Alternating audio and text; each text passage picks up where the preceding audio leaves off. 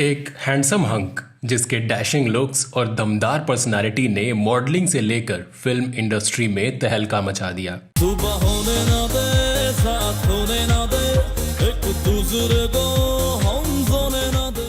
वो आउटसाइडर जिसने अपनी काबिलियत के दम पर बॉलीवुड में वो मुकाम हासिल किया जो किसी भी एक्टर या नेपो किड्स का सपना होता है। मेरे हिसाब से अगर आप फिल्म फैमिली में पैदा हुए हो then it's very easy to sustain, लेकिन अगर आप जॉन अब्राहम और बाहर से आए हो देन आपको एक ही चांस मिलता है। जिन्हें आखिरी सुपर मॉडल और आखिरी आउटसाइडर बॉलीवुड स्टार कहा गया, लेकिन क्या आप जानते हैं कि इतने टैलेंटेड होने के बावजूद फिल्म इंडस्ट्री में एक दबंग एक्टर से मतभेद होने की वजह से इन्हें फिल्मों में काम मिलना लगभग बंद हो गया।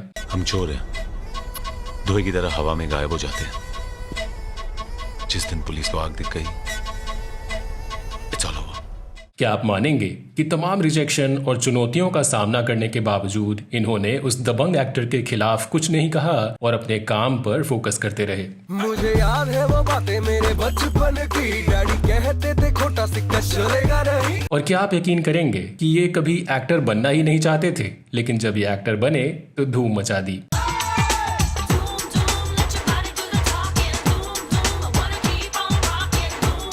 तो ऐसा क्या हुआ कि एक साधारण परिवार का लड़का पहले सुपर मॉडल और फिर एक स्टार हीरो बन गया? और क्यों इन्हें हीरो से ज्यादा विलेन के किरदार में पसंद किया गया? क्यों एक एक्टर से ज्यादा इन्हें एक प्रोड्यूसर के तौर पर सफलता मिली? और कैसे इन्होंने भाईजान से पंगा लेकर अपना करियर खत्म कर लिया? बताएंगे और भी बहुत कुछ। इस वीडियो के एंड तक आप बने रहिए हमारे साथ।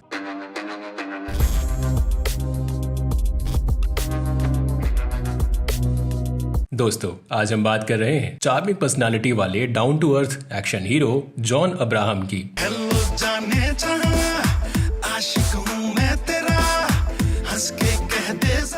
फिल्म इंडस्ट्री से लेकर दर्शकों तक जॉन की फिटनेस का हर कोई लोहा मानता है, लेकिन एक वक्त था जब जॉन की पहचान एक दुबले पतले लड़के के रूप में हुआ करती थी और फिल्मों या मॉडलिंग इंडस्ट्री में आने का इन्होंने सपने में भी नहीं सोचा था। तो चलिए इनकी सुपर इंटरेस्टिंग जर्नी की शुरुआत इनके बचपन से करते हैं।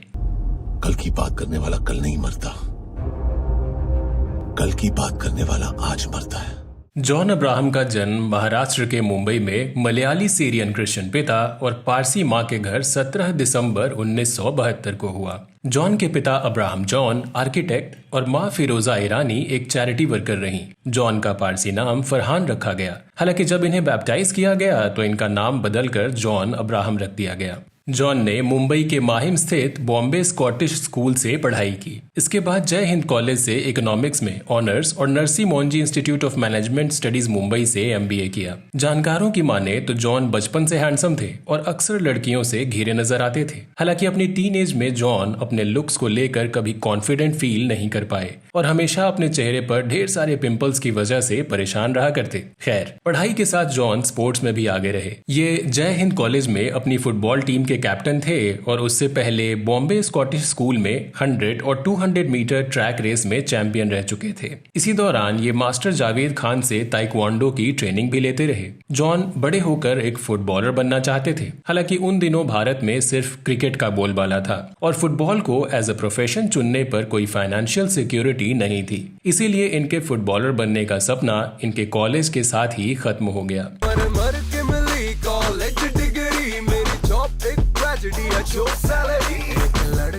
एमबीए की पढ़ाई पूरी करने के बाद जॉन को एक एडवर्टाइजिंग एजेंसी ने हायर किया, जहां इनका काम मीडिया प्लानिंग और एडवर्टाइजिंग का था। एक दिन जब इनकी कंपनी में एक क्लोथिंग ब्रांड का फोटोशूट होना था, तभी मेन मॉडल ने शूट कैंसिल कर दिया। हड़बड़ी में प्रोड्यूसर से लेकर फोटोग्राफर्स तक सभी तत्काल किसी नए मॉडल को ढूंढने लगे। तभी उनमें से किसी की नजर जॉन पर पड़ी और इनकी पर्सनैलिटी को देखकर फोटोग्राफर को लगा कि ये इस फोटोशूट के लिए बिल्कुल फिट रहेंगे। फिर क्या था, जॉन को अप्रोच किया गया और ये फोटो शूट के लिए राजी हो गए। इस फोटो शूट में जॉन सबको पसंद आए और इसके बाद इन्हें दूसरे फोटो शूट्स के लिए भी बुलाया जाने लगा और अब ये अपनी सैलरी से ज्यादा इन फोटो शूट से कमाने लगे। बताया जाता है कि कुछ महीनों बाद जॉन ने अपनी जॉब से रिजाइन कर दिया और मॉडलिंग को प्रोफेशनल तौर पर करना शुरू कर दिया। हालांकि जॉन को बड़ा ब्रेक तब मिला जब मार्च 1999 में इन्होंने ग्लैडरैग्स मैनहंट कंपटीशन में हिस्सा लिया। जॉन ने ग्लैडरैग्स मैनहंट जीत लिया और ग्लैडरैग्स मैनहंट इंटरनेशनल में रनर अप रहे।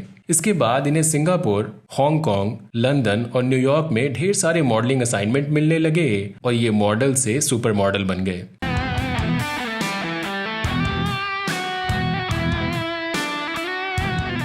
करीब 4 साल के मॉडलिंग करियर के दौरान जॉन को म्यूजिक वीडियोस में भी काम मिलने लगा, जहां ये पंकज उधास, अलका याग्निक और जैजी बी जैसे सिंगर्स के एल्बम वीडियोस में नजर आते रहे। चुपके चुपके सखियों से वो बातें। मॉडलिंग के साथ ही इन्होंने अपने एक्टिंग स्किल्स को निखारने के लिए किशोर नामित कपूर एक्टिंग इंस्टीट्यूट में एडमिशन भी ले लिया। जॉन के हॉट लुक्स और किलर स्माइल की चर्चा अब बॉलीवुड गलियारों तक पहुंचने लगी और फाइनली डायरेक्टर विक्रम भट्ट ने इन्हें एक फिल्म में काम करने के लिए बुलाया। ये role actually Vikram Bhatt, I was called to Vikram Bhatt's office 1 महीने पहले and he narrated the role to me. John ने अपने इंटरव्यू में बताया कि विक्रम भट्ट ने कहा कि वो अपनी अगली फिल्म जिस्म के लिए एक्टर ढूंढ रहे हैं जिसके फेस में यंग संजय दत्त की तरह वल्नरेबिलिटी नजर आनी चाहिए और जॉन उस प्रोफाइल में बिल्कुल फिट बैठते हैं। जॉन ने भी बिना वक्त गवाए इस फिल्म के लिए हाँ कर दिया। हालांकि इसी दौरान जॉन को डायरेक्टर राहुल रवैल ने भी एक फिल्म के लिए साइन किया था जिसे जिस्म से पहले रिलीज होना था, लेकिन प्रोडक्शन में देरी की वजह से उसका रिलीज पोस्टपोन होता चला गया और जिस्म जॉन की डेब्यू फिल्म बन गई। जादू है नशा है मदहोशियाँ। साल 2003 में आई ये फिल्म वैसे तो बॉक्स ऑफिस पर एवरेज रही, लेकिन फिल्म में जॉन की एक्टिंग को नोटिस किया गया। इस फिल्म में इन्होंने एक गरीब, शराबी और मनमौजी वकील कबीर लाल की भूमिका निभाई जिसे सोनिया खन्ना यानी बिपाशा बसु से प्यार हो जाता है, जो कबीर के साथ मिलकर अपने ही पति को मारने की साजिश रचती है। पागल हो गए हो क्या? बिल्कुल नहीं, हम लोग खून करने जा रहे हैं। ये कोई बच्चों का खेल नहीं है। हमें ऐसी कोई चीज नहीं करनी चाहिए जिससे लोगों को हम पर शक हो। इसी साल इनकी फिल्म साया और पाप भी रिलीज हुई। हालांकि ये दोनों फिल्में कुछ खास कमाल नहीं कर सकी। गरज बरस सावन गिर आयो, गरज बरस सावन।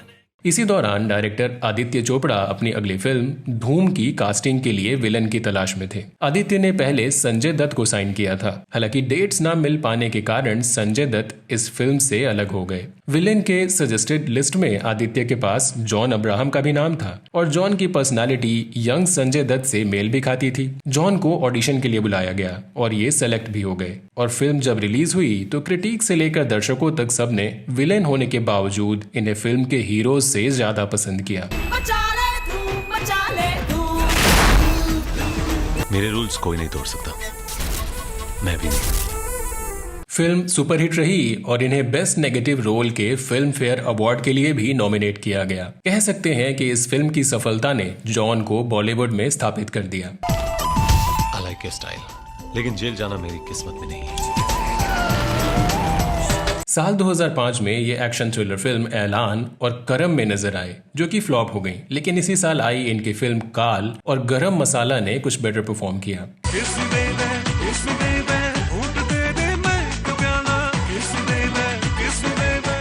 साल 2006 में इन्हें 5 फिल्मों में काम करने का मौका मिला, जिनमें टैक्सी नंबर 9211 और काबुल एक्सप्रेस को छोड़कर बाकी 3 फिल्में फ्लॉप हो गईं।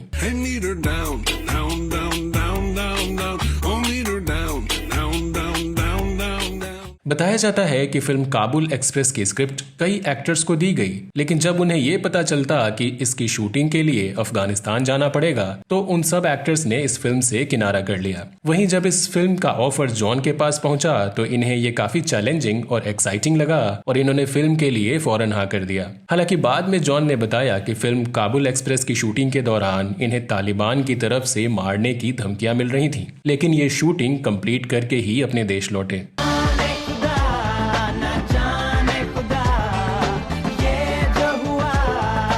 इसके बाद साल 2007 में आई इनकी फिल्म सलामे इश्क, नो स्मोकिंग और धन धना धन गोल भी फ्लॉप हो गईं। सीधी सीधी तपती रातों में जलता हूँ मैं बरसातों में, डूबा डूबा हर पलिया। फिर साल 2008 में ये अभिषेक बच्चन और प्रियंका चोपड़ा के साथ धर्मा प्रोडक्शंस की फिल्म दोस्ताना में नजर आए, जो कि सुपरहिट साबित हुई। है तो टेढ़ी मेरी राहें, उल्टी पुल्टी बातें सीधी लगती। साल 2009 में भी ये सिर्फ एक ही फिल्म में नजर आए, जो कि यश राज फिल्म्स के बैनर तले बनी फिल्म न्यूयॉर्क रही, जिसमें इनके साथ कटरीना कैफ और नील नितिन मुकेश भी नजर आए। इस फिल्म ने भी बॉक्स ऑफिस पर अच्छा परफॉर्म किया। मेरे संग तो चल जरा, क्यों दिखे डरा डरा। इसके बाद साल 2010 में आई इनकी फिल्में आशाएं और झूठा ही सही तो फ्लॉप रहीं, लेकिन साल 2011 में आई इनकी फिल्म फोर्स और देसी बॉयज ने इनके करियर को सहारा देने का काम किया।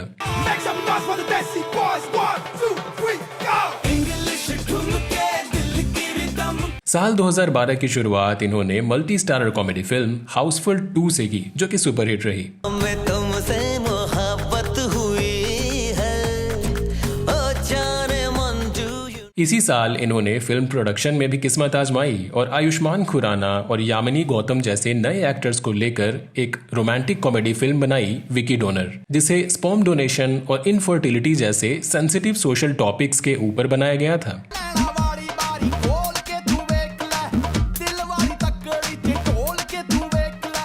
फिल्म सुपरहिट रही और जॉन को बेस्ट एंटरटेनिंग फिल्म प्रोड्यूसर के नेशनल अवार्ड से भी नवाजा गया।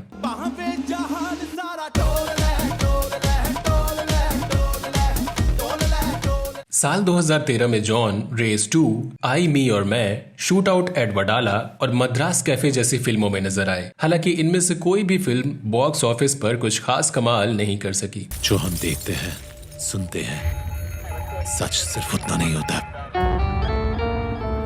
इसके बाद साल 2015 में ये कॉमेडी फिल्म वेलकम की सीक्वल वेलकम बैक में नजर आए, जिसमें इनके रोल की खूब सराहना हुई और फिल्म भी सुपरहिट रही। मोबाइल उसका, सिम अपन का, तू बीच में मिस कॉल देने वाला कौन? अबे बहन उसकी, प्यार अपन का, तू बीच में टांग लगाने वाला कौन?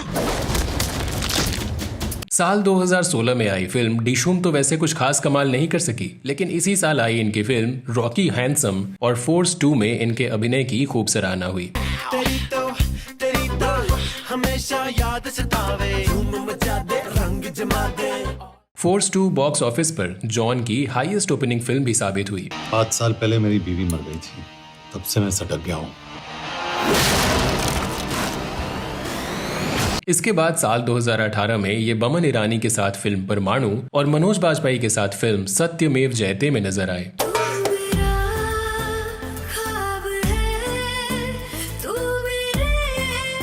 साल 2019 में इन्हें action thriller film Romeo Akbar Walter और बाटला हाउस और action comedy multi starrer film Pagalpanti में देखा गया।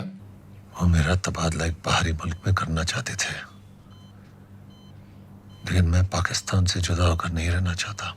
साल 2021 और 2022 के दौरान ये मुंबई सागा, सत्यमेव जयते 2 और एक विलन जैसी फिल्मों में नजर आए। हालांकि ये सभी फिल्में लगभग फ्लॉप ही रहीं। मैं उसे ढूंढ निकालूंगा। Let me go to Budapest. ऐसे कॉम्प्लिकेटेड मैटर्स को पर्सनली नहीं लेना चाहिए यश। पर्सनली ले जाओ, इसलिए बिकूंगा नहीं। इसके बाद ये साल 2023 की one of the most anticipated action thriller film Pathaan में शाहरुख के ऑपोजिट विलेन के किरदार में नजर आए। ये नेगोशिएशन नहीं, अल्टीमेटम है। And your time starts now. Film superhit रही और लोगों ने नेगेटिव रोल में जॉन के किरदार को खूब पसंद किया। कहते हैं कि ऑडियंस फिल्मों में हमेशा ही एक ओवर पावरिंग विलेन देखना पसंद करते हैं और पठान फिल्म में जॉन के अगेंस्ट जीतने के लिए शाहरुख को खूब पसीना बहाना पड़ा। अपनी भारत माँ को मेरा आखिरी सलाम कहना। जॉन की पर्सनालिटी और इनका एग्रेशन ऐसा है कि जब ये विलेन का रोल करते हैं तो किसी भी हीरो को ओवर पावर कर देते हैं और शायद इसी वजह से लोग इन्हें नेगेटिव रोल में देखना ज्यादा पसंद करते हैं। वहीं जॉन के अपकमिंग प्रोजेक्ट्स की बात करें तो ये साल 2024 में एक्शन थ्रिलर फिल्म तेहरान और वेदा और साल 2025 में द डिप्लोमेट और तारिक जैसी फिल्मों में अपने धमाकेदार एक्शन से दर्शकों को एंटरटेन करते नजर आएंगे। झगड़ना नहीं आता मुझे, सिर्फ जंग लड़नी आती है।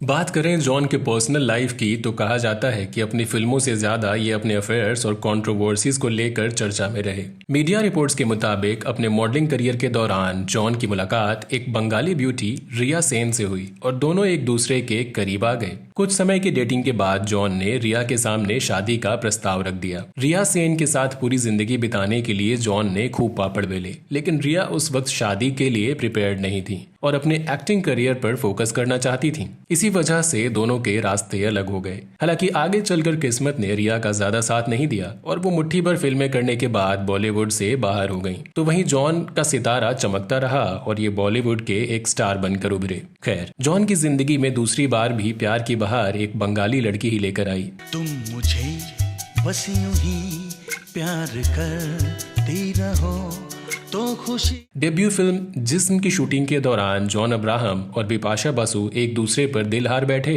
और दोनों का प्यार तेजी से परवान चढ़ा। दोनों एक दूसरे के लिए इस हद तक सीरियस थे कि लिव इन रिलेशनशिप में भी रहने लगे।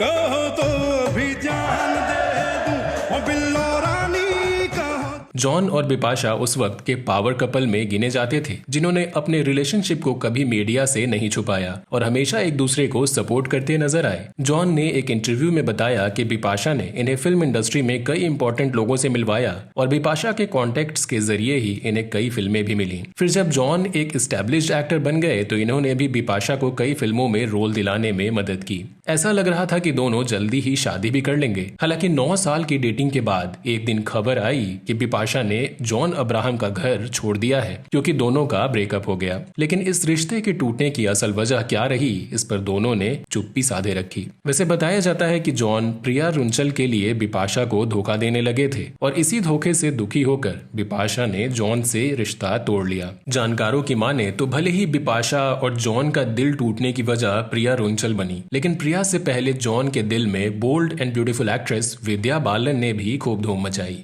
सीनी सीनी तपती रातों में जलता हूँ मैं बरसातों में डूबा डूबा हर पलिया। कहा जाता है कि फिल्म सलामे इश्क की शूटिंग के दौरान जॉन और विद्या करीब आ गए और शूटिंग के बाद भी अक्सर स्पॉट किए जाने लगे। दोनों की नजदीकियों की खबरों ने खूब सुर्खियां बटोरी। हालांकि कुछ समय की कैजुअल डेटिंग के बाद दोनों की राहें अलग हो गईं, जिसके बाद जॉन प्रिया रुंचल के साथ कमिटेड रिलेशनशिप में चले गए। मीडिया रिपोर्ट्स के मुताबिक जॉन और प्रिया की शादी भले ही साल 2014 में हुई, लेकिन दोनों की पहली मुलाकात साल 2010 में ही मुंबई में हो गई थी। उस वक्त जॉन बिपाशा बासु के साथ लिव इन रिलेशनशिप में रहा करते थे। कहा जाता है कि बिपाशा और जॉन बांद्रा के जिस जिम में वर्कआउट करने के लिए जाते थे, वहीं प्रिया रुंचल भी आती थी, जहां जॉन और प्रिया की पहली मुलाकात हुई और धीरे धीरे दोनों की जान पहचान दोस्ती में तब्दील हो गई और दोस्ती प्यार में बदल गई। वहीं जब बिपाशा को जॉन के धोखे के बारे में पता चला तो साल 2011 में बिपाशा ने जॉन के साथ अपना रिश्ता तोड़ लिया। फिर साल 2014 में न्यू ईयर के मौके पर जॉन ने प्रिया के साथ अपनी शादी का ऐलान कर दिया और 3 जनवरी 2014 को दोनों ने शादी रचा ली।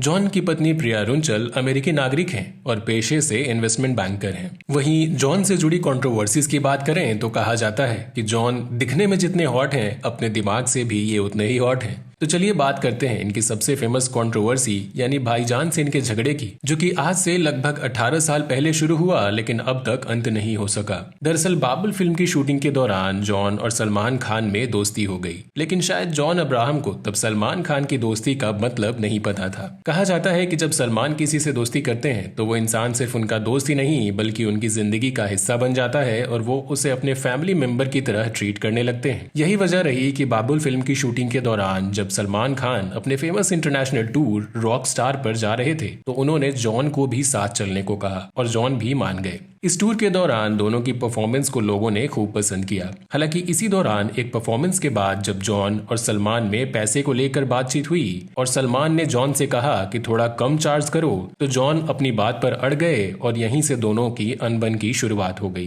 हालांकि बात इतनी सीधी नहीं थी। जानकारों की माने तो इस टूर से पहले सलमान खान जब भी रॉक स्टार इंटरनेशनल टूर पर जाते तो सबसे हॉट और फेमस उनका ही शो हुआ करता, लेकिन इस बार बैक स्टेज से लेकर ऑडियंस तक हर जगह जॉन के परफॉर्मेंस की चर्चा थी और सलमान के परफॉर्मेंस के मुकाबले जॉन की परफॉर्मेंस पर हूटिंग और तालियां भी कहीं ज्यादा बजी थीं, जिससे सलमान कहीं न कहीं आहत जरूर हुए थे। इसके अलावा टूर पर जॉन फ्रेंडली होने के बजाय प्रोफेशनल बिहेव करते नजर आए। ये अपना काम करते और उसके बाद वहां से अपने पर्सनल स्पेस में चले जाते, जबकि ज्यादातर लोग भाईजान के आगे पीछे इनके साथ टाइम स्पेंड करते नजर आते। शायद यही चीज सलमान खान को पसंद नहीं आई। बताया जाता है कि इस टूर के बाद बाबुल फिल्म के डायरेक्टर रवि चोपड़ा को सलमान और जॉन को साथ काम करवाने में खूब पापड़ बेलने पड़े और आखिरकार अमिताभ बच्चन को बीच बचाव कर जैसे तैसे शूट कंप्लीट करवाना पड़ा।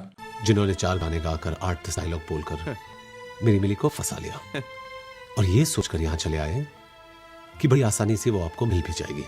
वहीं जब रिलीज होने के बाद बॉक्स ऑफिस पर फिल्म को अच्छा रिस्पांस नहीं मिला तो अपने एक इंटरव्यू में सलमान खान ने यह कह दिया कि फिल्म का सेकंड हाफ कुछ खास नहीं था, जिस वजह से फिल्म ने अच्छा बिजनेस नहीं किया। देखा जाए तो सलमान खान फिल्म के फर्स्ट हाफ में थे और सेकंड हाफ में ज्यादा रोल जॉन अब्राहम ने निभाया था, तो ये समझना मुश्किल नहीं था कि बाबुल फिल्म के फ्लॉप होने का पूरा ठीकरा सलमान ने जॉन अब्राहम के सर फोड़ दिया। तभी सलमान की दोस्ती कटरीना कैफ से हुई और जब कटरीना ने जॉन अब्राहम से जुड़ी कुछ पुरानी बातें सलमान को बताई तो जॉन के लिए सलमान का गुस्सा और भी बढ़ गया। दरअसल सलमान ने एक इंटरव्यू में बताया कि कटरीना ने उनसे बताया कि जॉन अब्राहम ने कटरीना को उनके डेब्यू फिल्म साया से बाहर करवा दिया था। जॉन इब्राहिम साहब ने एक बहुत लंबे अरसे पहले कटरीना को एक फिल्म से निकाला था।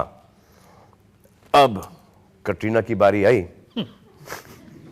हालांकि जब जॉन से इस बारे में पूछा गया तो इन्होंने जवाब देते हुए कहा कि साया इनके करियर की दूसरी फिल्म थी और उस वक्त ये उस पोजीशन में नहीं थे कि इनके कहने पर फिल्म डायरेक्टर किसी को फिल्म में रखे या फिर निकाल दे। आई वॉज न्यू कमर और आज के तारीख में भी और उस टाइम पे भी डेफिनेटली उस टाइम पे मैं कभी ये रेकमेंड नहीं कर रहा था अपने डायरेक्टर्स को, अपने प्रोड्यूसर्स को कि हीरोइन को निकालो, हीरोइन को डालो फिल्म के अंदर।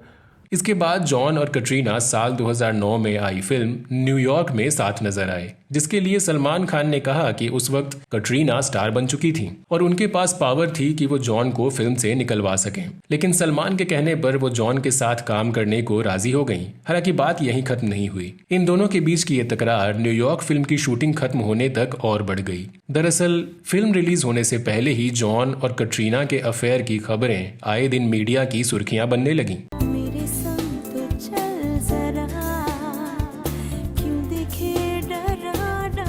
कहीं से ये बात लीक हो गई कि कटरीना के मोबाइल फोन के बिल में लगातार जॉन से ढेर सारी लंबी कॉल्स के रिकॉर्ड मिले हैं और लगातार मैसेज भी किए गए हैं। कुछ मैगजीन्स ने दोनों के साथ बाहर घूमने फिरने की फोटोज भी छाप दी। वहीं इस बारे में जब जॉन से पूछा गया तो उन्होंने ये कह दिया कि कटरीना से उनकी सारी बातें सिर्फ वर्क रिलेटेड होती हैं। बताया जाता है कि इस इंसिडेंट से पहले तक कटरीना सलमान खान के घर रहा करती थी, लेकिन सलमान को जब इस बारे में पता चला तो उन्होंने कटरीना का सारा सामान अपने घर से निकाल कर बाहर फेंक दिया और यहीं से सलमान और कटरीना के बीच दूरियां आने लगीं। इसके बाद जॉन और सलमान ने ना सिर्फ एक दूसरे से दूरी बनाई रखी बल्कि समय समय पर एक दूसरे पर टॉन्ट भी करते रहे और जॉन वर्सेस सलमान की ये कोल्ड वार आज भी बदस्तूर जारी है। हालांकि जॉन का कहना है कि इन्हें आज तक समझ नहीं आया कि सलमान को इनसे क्या प्रॉब्लम है। खैर, जॉन शुरू से ही अपनी फिल्मों और कैरेक्टर्स के साथ एक्सपेरिमेंट करते रहे। इन्हें हमेशा कुछ अलग हट के करना पसंद था और शायद यही वजह रही कि अपने करियर के शुरुआती दिनों में ही इन्होंने साया, वाटर और नो स्मोकिंग जैसी फिल्में की। हालांकि ये सभी एक्सपेरिमेंट्स बॉक्स ऑफिस पर फ्लॉप साबित हुए। इससे सबक लेते हुए जॉन ने मेन स्ट्रीम सिनेमा की वैल्यू समझी और एक्शन हीरो वाले रोल प्रेफर करने लगे, जिसमें पब्लिक ने इन्हें सबसे ज्यादा पसंद किया था। हालांकि अपने एक्सपेरिमेंट्स को जारी रखने के लिए इन्होंने फिल्म प्रोडक्शन का सहारा लिया और Vicky donor, Madras cafe, Rocky handsome और परवानू जैसी लीग से अलग हटकर कुछ फिल्में प्रोड्यूस की, जिसे लोगों ने पसंद भी किया। जानकारों की माने तो अपने करियर के अर्ली स्टेज में ही बॉलीवुड के दबंग हीरो से पंगा लेना जॉन के लिए बेहद नुकसानदेह साबित हुआ और इन्हें कई बड़े बैनर की फिल्मों से हाथ धोना पड़ा। लेकिन जॉन ने हार नहीं मानी और अपनी मेहनत और लगन से आगे बढ़ते रहे और वो मुकाम हासिल किया जो नेपोटिज्म और फेवरेटिज्म से भरी फिल्म इंडस्ट्री में हर किसी के बस की बात नहीं है। कहते हैं कि जॉन की पर्सनालिटी बॉलीवुड के ज्यादातर सेलिब्रिटीज से अलग है। ये शो ऑफ में विश्वास नहीं रखते और खुद को एक देशभक्त नागरिक मानते हैं और कभी भी रिश्वत या काले धन के लिए डील नहीं करते हैं। फ्री टाइम में ये अपनी माँ की non profit NGO make a wish foundation के जरिए ऑर्फेनेज और हॉस्पिटल्स में जाकर लोगों की मदद भी करते हैं। बेबाक बॉलीवुड की टीम की तरफ से जॉन को इनके सभी अपकमिंग प्रोजेक्ट्स के लिए ढेरों शुभकामनाएं।